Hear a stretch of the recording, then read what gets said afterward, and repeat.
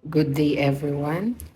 Ito yung mga happy memories na nakolekta ko this month of December dahil nga season ng happiness and syempre sharing and gift giving ang month ng December.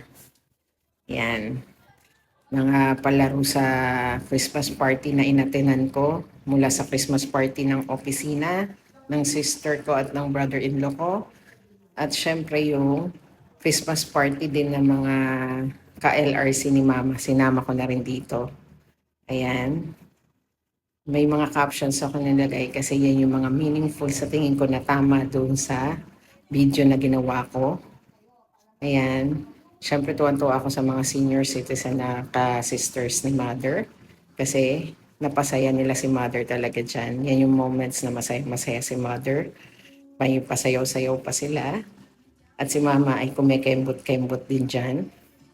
Kaya yan yung sa tingin ko mga good old memories na dapat na ma-retain at makita ni Mother. Bukod pa doon sa mga games na ginawa. Dahil nga maraming Christmas party games na nangyari na ni-record ko. Ayan. Picture taking with the sisters. Yan yung family namin. O, yan ang pinsan ko at saka tita Tere ko.